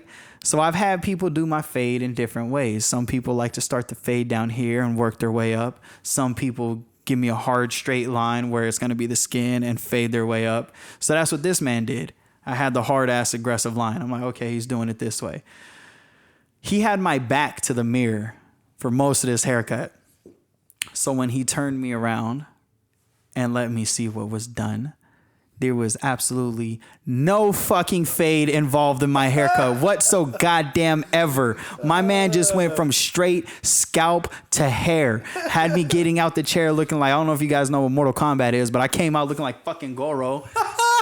My man's, this shit, look at, bro, there's never in my life have I been able to slap the side of my scalp like that. Like, it shouldn't sound this way. That shit is, I shouldn't get this, bro, it's been, so needless to say, I was very fucking irritated. And on top of that, my man had like the most outrageous fucking price point. Like, shit was like $50 for a fucking skin fade in my beard, which I'm not here to knock anybody. As an artist, I get your price is what your price is. $50 yes. for a fucking... Yes. Wow. Yes. And that's the issue. I've been searching for a barber ever since I relocated. And a lot of the prices are fucking, every time I've gone to like a $45 or a $50, they always fuck my shit up. I'll get like a $20 barber who will do a good job, but it's like, it's a mission to get to them. So that's what I'm saying. Like, I get it. And I know a lot of barbers are going to see this shit and say, well, my price is my price, which I understand. As an artist, my price is also my price. But do what the fuck I ask you to. That's fine. Like, I deal with a lot of people who fucking want this, that, and the third change when it comes to their artwork. And I deal with it because my price is my price. Like, I'll navigate. But when you're not delivering what the fuck I ask you for, your price should go down. The last time I was at that barbershop, I got cut in the nose. Like my man's was like lining up my mustache and sliced this shit out of my nose and still gave me the fucking $45, $50 price range. I was like, dog. So if you're a barber in Downey that can do a simple skin fade and hook my beard up, I would like to go down to your barbershop and see if you don't have me getting out the chair looking all sorts of goddamn ridiculous. That fool gave you the apocalypto. That's what I'm saying, bro. That's crazy. Like I've never, even like the back, bro, like even like I've never had the back of my head so fucking naked. It's cold now. I live in Southern California. I shouldn't be shivering like this. I feel like a naked chihuahua. Like this is not right. I was so pissed off, bro. But like I paid. I walked out very quietly. Like I didn't want to start no shit. I'm not going to fucking go over there and start cussing people out. Like we're good. We're just going to pivot, find somebody that is capable of cutting my fucking hair. That's crazy. My barber recently moved his price, and I felt offended because he's been cutting my hair. He's been cutting my son's hair since he was born. And then he lines up my beard. Right? And it's like 20. It went from 20 to 25. And I was like, all right, cool. And then he moved to 30. And then 40 if you want to like to line up your eyebrows. I was like, God damn, nigga, what the fuck? I started giving him a hard time. I'm like, do you know that I was your first haircut ever? Right, appreciate me. I was there when I was your first haircut. Remember I cut your hair? Right. And now you're gonna give me this and that. But I was just giving him a hard time. And honestly, you know, inflation and whatever, things are more expensive nowadays. But some of these barbers, bro, I think my brother goes to some fool that charges $75 a cut. Like, but see, oh my God, that's fucking outrageous. That's wild.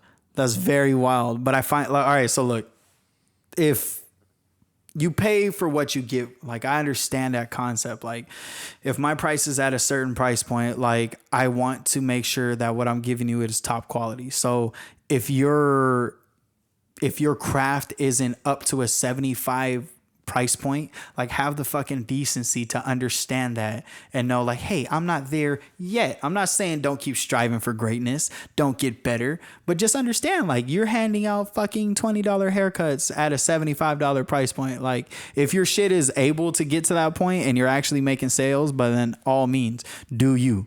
But don't be an asshole that can't cut fucking hair and still want to charge like a pair of shoes for a haircut. Cause you fucking suck. You don't know what you're doing, and you're making me look like a jackass on this wonderful podcast that we're on. That's why I had to keep this fucking hat on. I was very excited to actually do my hair and look presentable. But now I look like a fucking idiot with a naked head. And it's like the worst part about it is like this part of my scalp has not been exposed. So it's very fucking pasty. It's very fucking white. So you could tell like, this isn't what you usually do, is it, sir? Like, no, the fuck it's not.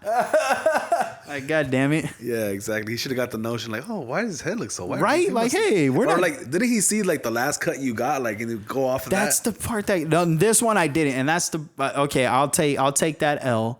I'll take that L because I went to the dude that owns the shop. So I thought like, okay, my guy like obviously knows what he's doing. I don't need to show him a picture. I could just say skin fade because that's pretty fucking understandable, which I guess it is not. So I didn't show him the picture because the previous barber that I went to, I showed him the picture and he still managed to fuck my shit up. So I don't know what's going on in the world of barbering. Can anybody out there please help me understand? Am I using the wrong terminology? Like, am I saying the wrong shit? Am I saying taper when I should say fade? Or am I saying skin when I should say bald? Like, am I missing something? I feel like that's pretty universal. Like, obviously, I didn't go to barber school, so I could be wrong, but can somebody help me the fuck out here, I think please? that might be it. I think what you're asking for is a taper. Right? Fuck, it could be. A high taper or something like that. It could be a high taper. But like for years and years, fade was the only word I knew until like my son started getting like certain haircuts. I'm like, give him this, give him that. Like, oh, that's called a taper. I'm like, what? Isn't that like a low fade? Like, no, that's a taper. I'm like, what the fuck's the difference? Okay, into the season, I'm not gonna be. I'm gonna keep it a buck. I probably wouldn't be able to tell you the difference between a fade and a taper, but people that do this should. So when I sit in your chair and I might be a little off in my terminology, maybe just take a second to double check. Like, this might not look right on you. Like, are you sure this is what you want? Because at the end of the day, this is your product. I am walking advertisement of what you do. Like, it doesn't, like, just make sure when people get out your chair, they look good. I know you was fucking cutting my hair like, dog, this shit doesn't look right, but I'm going to continue doing it. Like, no, don't do that shit. Fucking outrageous. That's crazy. Well, what'd you think about the Super Bowl halftime show? I want to get your thoughts on that. Bro, that shit was amazing. But, all right, so To Californians, specifically Los Angelinos, it was the best shit known to man because there was a lot of nuances that only LA people are going to get.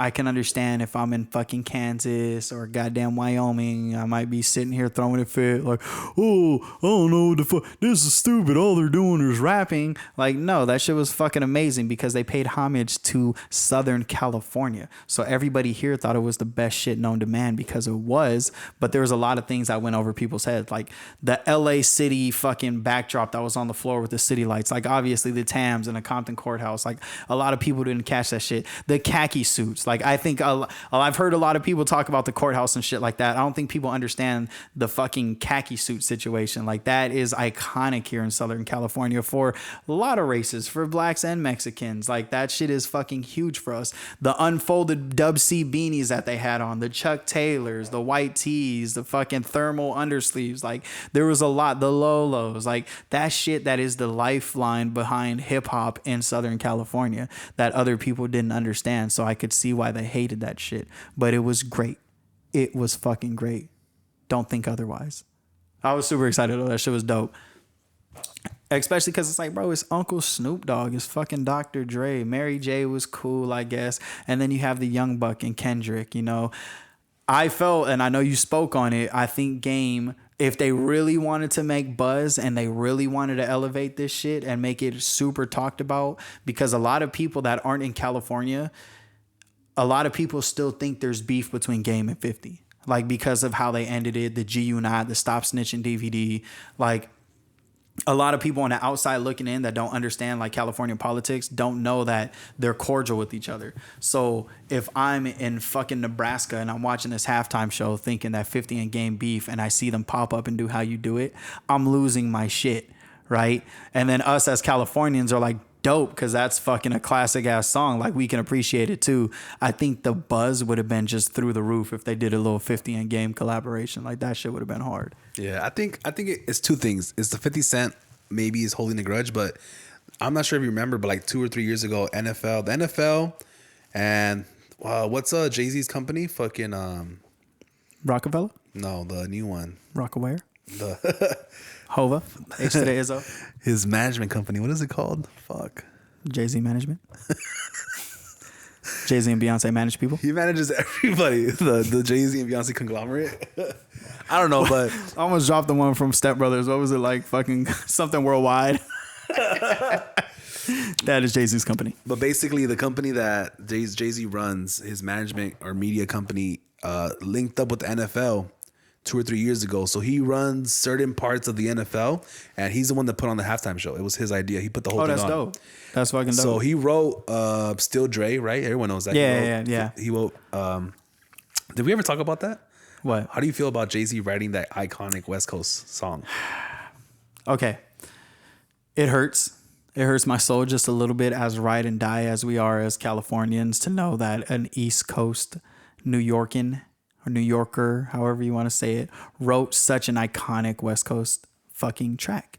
But at the end of the day, I also have to remember that Dre has never been a lyricist. Like even when he was with NWA, like Cube wrote his shit. Like everyone has always ghostwriter for Dre. And that's not something necessarily that Dre has shied about. Like I can understand if Dre was like, no, that's my shit. Like, but he's never denied the fact that other people have wrote shit for him because he's a fucking producer. Like at the end of the day, it's a Dr. Dre beat. Like it's a doctor, like it's Dre's essence that laid the foundation for it. And yeah, my guy needed help writing some lyrics. So, you know, if as Dre, I'm going to cop out and not write my own shit, like I'm going to get the fucking hottest at the time, which was Jay-Z, to come over and do my shit for me. So he did himself a service by calling Jay over, but at the ground floor it's still a Dre production. It's still a Dre, like, heartfelt Californian type shit. So, you know, if he was out here trying to fake the funk on some shit, like, no, like I didn't get no help, this is all me, but he's never shied away from it. He's also never been like super public about it, as I don't think anybody really would, like, oh yeah, no, I had so and so write my shit, like, but he's never denied it. Like he's up front with it. So it eases the sting a little bit. Like it still fucking sucks to know that Jay-Z wrote that, but it's like, okay, it's not that bad. You know what I mean? I couldn't believe it when I first heard it. I'm like, no, there's no way. And then, yeah, no, I for surely denied it. And then he even wrote Snoop Dogg's part. Like Bro, he said that when he did the reference track that he even did it in Snoop Dogg's voice. He did it in I think I've heard. I think there's a snippet of that shit on YouTube of like Jay-Z trying to emulate fucking Snoop. Like that's dope. That's also that one. Okay, so that hurts a little bit more because Snoop is a through and through rapper. So it's like, dog. But then, so if you find this out in 2000, like you're super pissed off. But I think as a whole, we've all grown accustomed and realized that like a lot of people get their shit ghostwrited. So it's like, it still sucks. Like it makes a song hit a little different knowing that like so and so didn't write it, but like a lot of fucking artists are getting their shit ghostwriter nowadays. So it's like whatever, just kind of deal with it. As long as I can enjoy the song, I guess we're just gonna have to push through and understand that that's the way the industry is now. Yeah, you know, facts. Circling back, like, so Jay-Z is in charge of the entertainment, halftime, whatever. So the Game straight was back in the day dissing everybody, and Jay-Z caught some strays from the Game. The Game was dissing fucking 50. The Game was dissing Dr. Dre, Jimmy Iovine. He dissed everybody in that camp. And I even though it was like, I love the fact that the Game that's the reason why he was one of my favorite rappers, because the kind of persona and the way he didn't give a fuck about nothing, I really loved it. But it kind of sucks to see it, I think, come back years later and bite him in the ass and not be part of the most fucking West Coast Super Bowl performance of all time. Like, I would easily take out Mary J. Blige and put the Game in there. You know what hurts, dog, is like seeing some of like our growing up icons act the way they and navigate the way they do. Because I was the Game is, I think you might have met my cousins, Deontay and AJ. They are blood cousins with Game. Like they're legitly like grew up together. So like I knew Game before Aftermath, before G Unit, like his old mixtapes they would play for me all the time. So like I was a fucking really big diehard Game fan. And to see him now just like low key, bro, it's like you're doing a lot just to stay in the light. Him and Meek Mill are just like Twitter warriors and just posting just absurd shit. It's like, dog, you're low key tainting your own fucking legacy. Like everybody's looking at you now as the old, angry, grumpy ass fucking rapper from the 2000s. And it's like, dog, you was too good to be going out this way.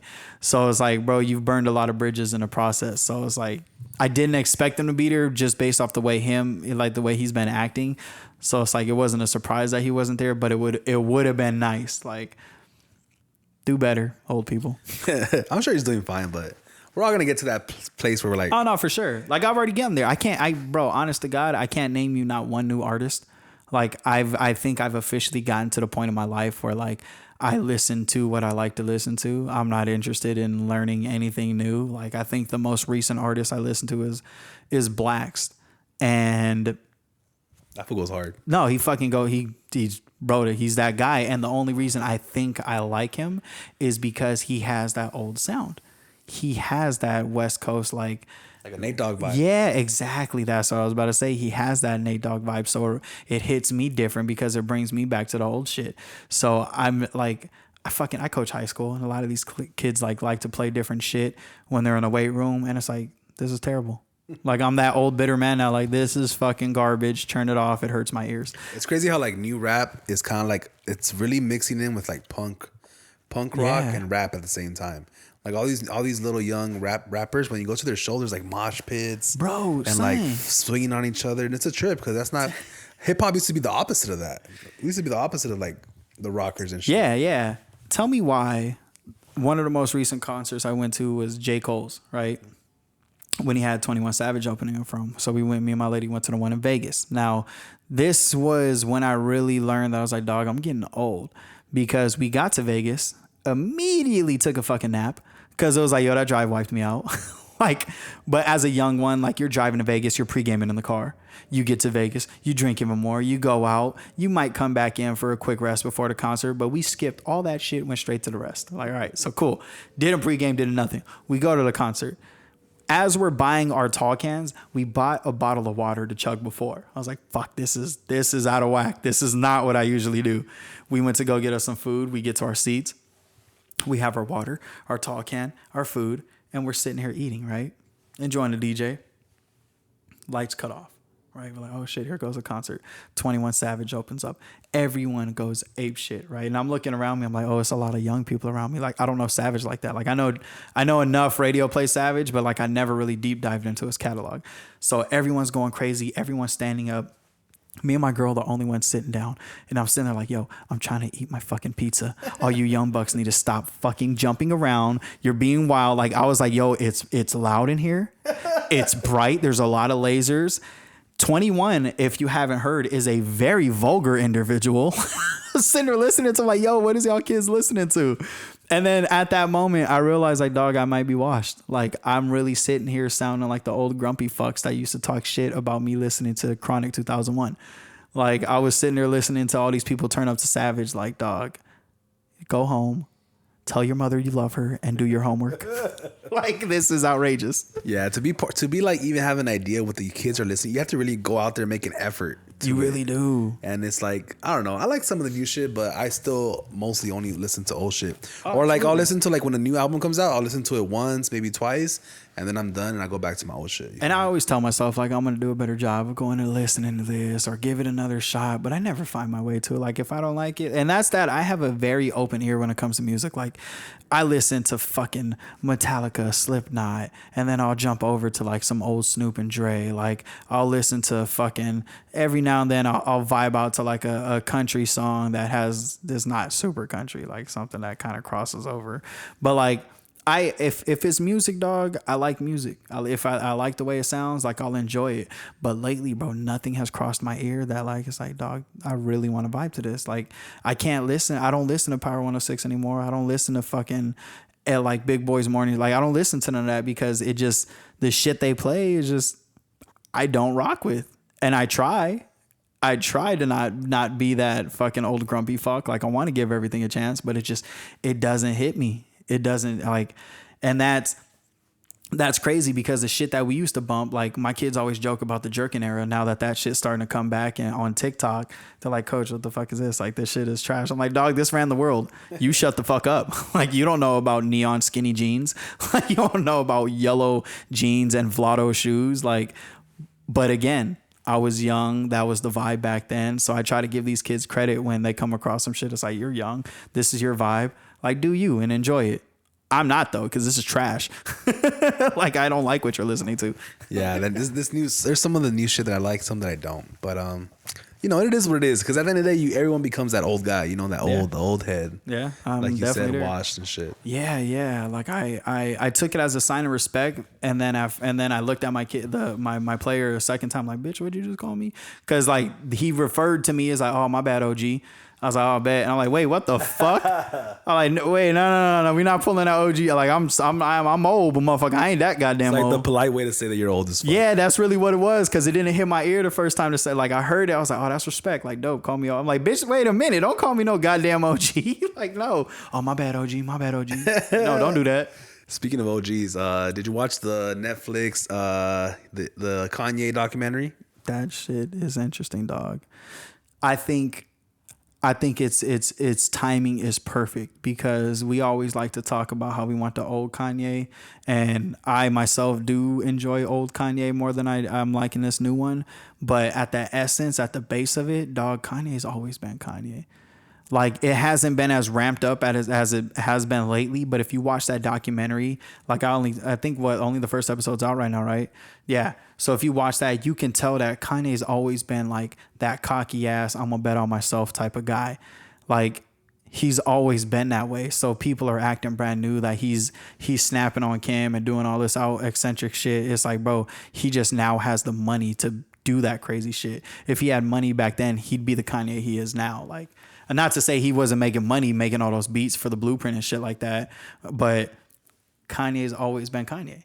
He's always been betting on himself.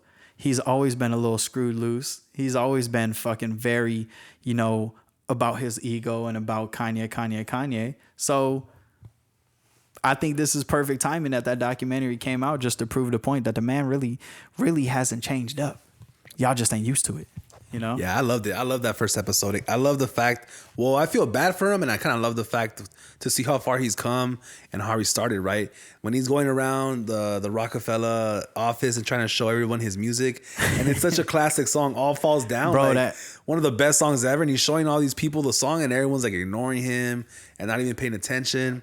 And then he's walking out the shit, and they're like, oh, that was something, huh? And he goes, yeah, like, And then he goes back to Chicago for a conference, and he meets up with the two guys, or one of the guys that showed him how to make beats.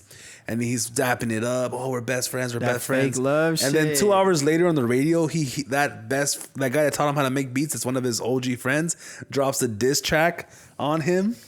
That's great. But you know what? Like the shit that goddamn, my bad.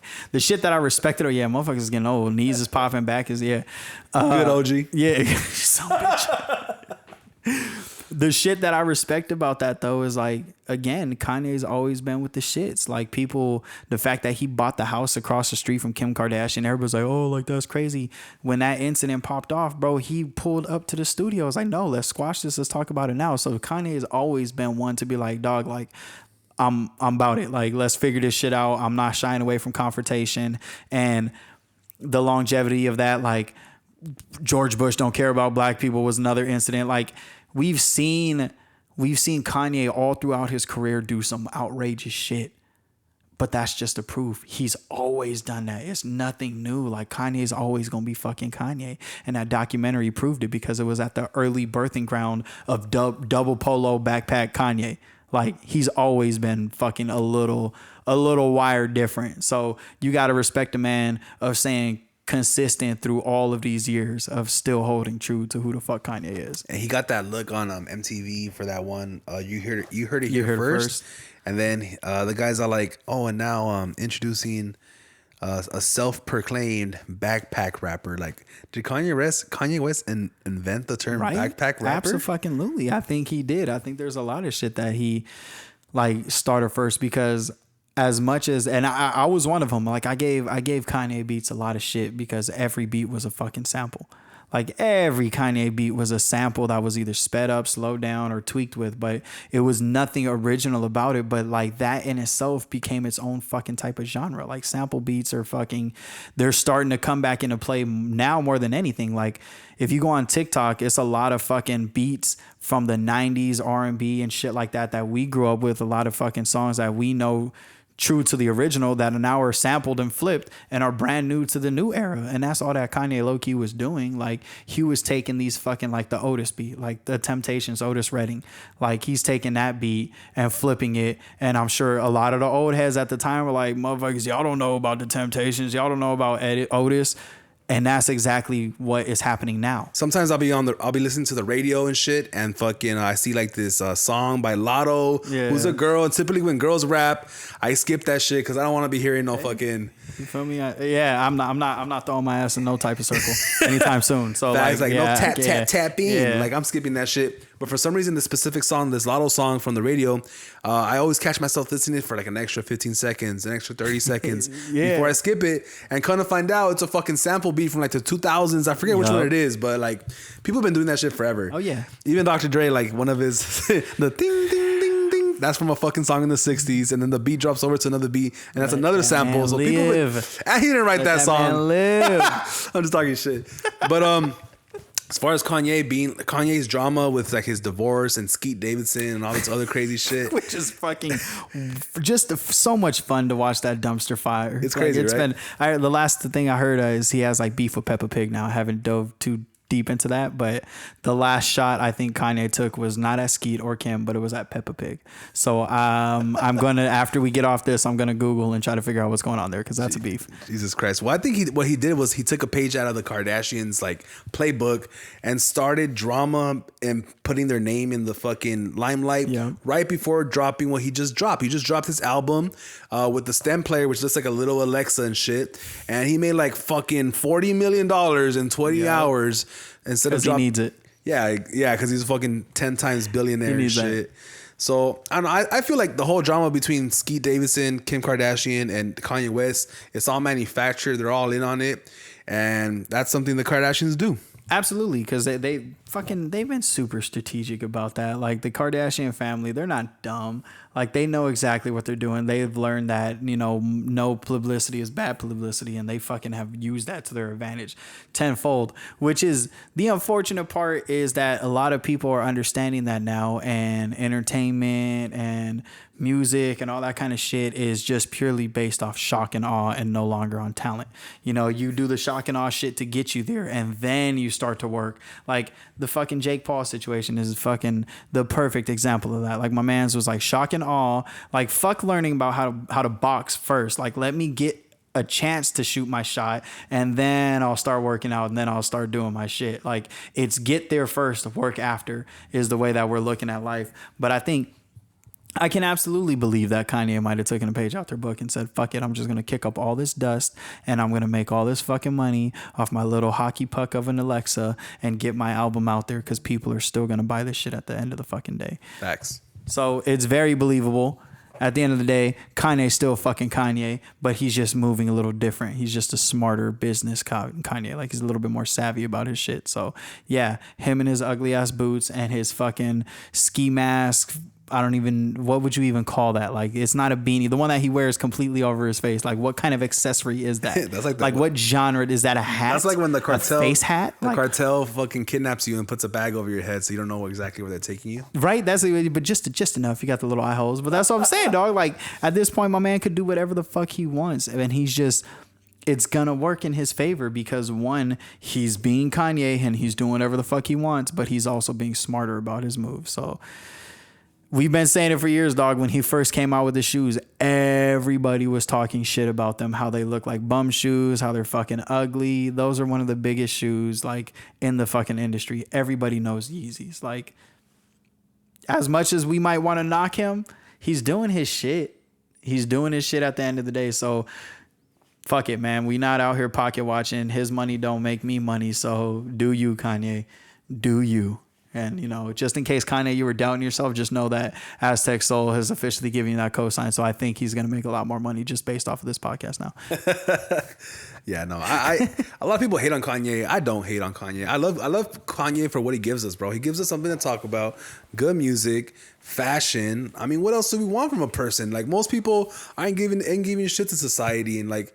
I'm waiting for some sort of culinary feat from Kanye because, like you said, he's done fashion, he's done music. I thought you said colon, like colon cancer. I'm like, what? Wow, that's fuck. That's pretty goddamn dark. Are we punching 5-year-olds again? Like this is fucking where you're going with this?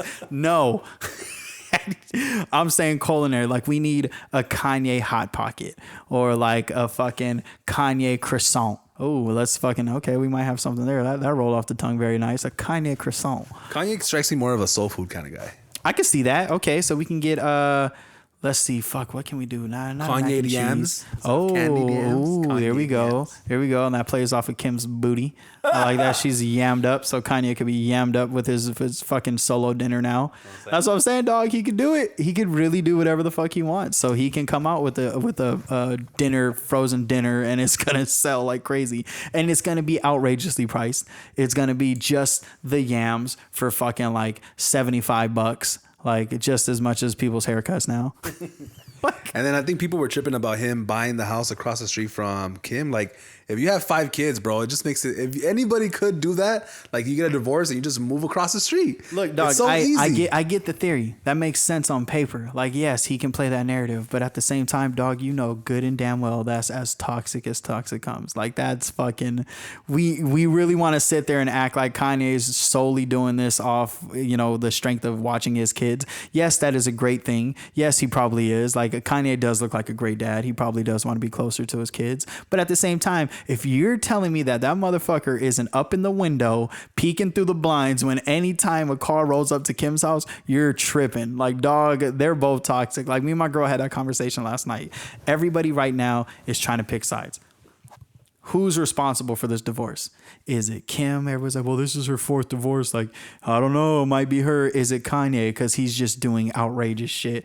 But at the end of the day, dog, like, fucking relationships aren't so cut and clear. Like, there's really no way to tell because we're not there day to day to say this is solely Kanye, this is solely Kim. They both probably fucked up. Like, yes, a lot of people are ignoring the fact that Kanye openly cheated on Kim.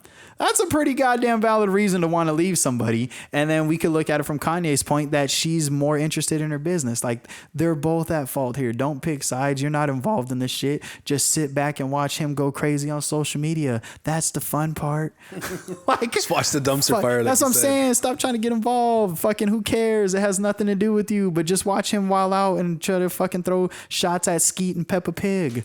Like, that's where the fun lies. Yeah, I mean, I agree with you 100,000% because what happens is most people fall into the fucking circus, and what happens? Oh, her Skims bikini line jumps up $10 million. Oh, right. Kanye makes $100 million off some music. Like, you guys are falling for the circus, and they're getting you exactly where they want. Like, they're just trying to sell you something. They're winning. And they're marketing you like this fucking dumpster fire. And at the end of the day, like, oh, I support this fool, so I'm going to buy from him. Oh, I support her, so I'm going to buy from her. Like, no. They're just taking your money, dog. That just at the end of the day, dog, like, if you go with Kim, if you go with Kanye, just understand, don't play into what they're trying to sell. Buy from us. Go to his Etsy shop. Go to my Etsy shop. Get the real deal. Fuck Kim. Fuck Kanye. Facts. Fucks with us. If you made it this far into the episode, exactly. That's my point we're trying to get to. That's all it is. Stop buying from them. Buy from us. We're not fucking over here disrespecting our baby mamas or future baby mamas or our kids. Like, come on, dude. We love women. We respect them all the time. We fuck with our homies and everything. So buy from us. Buy from us. Go to my Etsy and buy this pillow. Look, it's double side. Feel me? Come on. What did I tell you? I told him as soon as we got in here, I said, I need that to cover my bonsai. Like, that's perfect for people. Like, he moved it from here to there. Like, I wanted to use it to cover my belly because I'm a little bloated off the beer. I'm getting old. This shit extends when I drink now. This is the perfect lap pillow, covers your bonsai. Chilling. So you got a new shorty coming over, you're a little shy. You just put this over, Put this over. Cuddle up with that. Grab you a little outlet pillow. That's what I'm saying, dog. Like, at the end of the day, you know, it's fun to support the people that got money because it looks cool. But bro, we're in a new wave of fucking small business shops. Like, everyone wants to go crazy on Instagram talking about how they support small businesses. Well, motherfucker, prove it.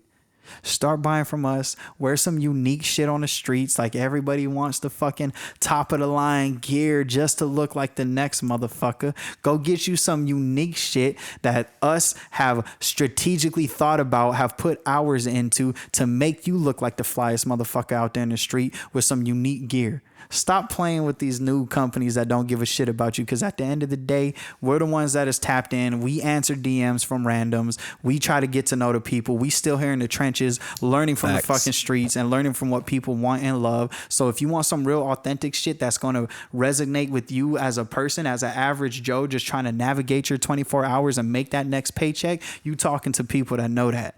So fucks with us. Facts. And on that note, we're going to end this episode. Thank you for watching the Literally Podcast with my very special guest, Mr. Aztec Soul. Man, appreciate it, brother. Appreciate it. Thank you for coming again. Your third time in this episode. I'm sure this won't be the last time. You know, there's talks about us, you know, having our own weekly podcast. We'll talk about that later after the show. Make sure, even though it's corny, like, subscribe, share this with your homies and shit. Even though you see it on Instagram and YouTube, like them both. You know, support the cause. We're only here to bring you guys more content, entertain you guys, and, you know, basically just having conversation with the homies, and like it's like you guys are in the room with us, right? So and who knows, you might fuck around and actually be in the room with us one day. Yeah, if you keep, you know what I'm saying? Exactly. The person who like keeps commenting and liking, always supports, is always welcome to my house to come on the podcast. Come like talk that shit. So yeah, let's get it. Thank you for watching, and we out.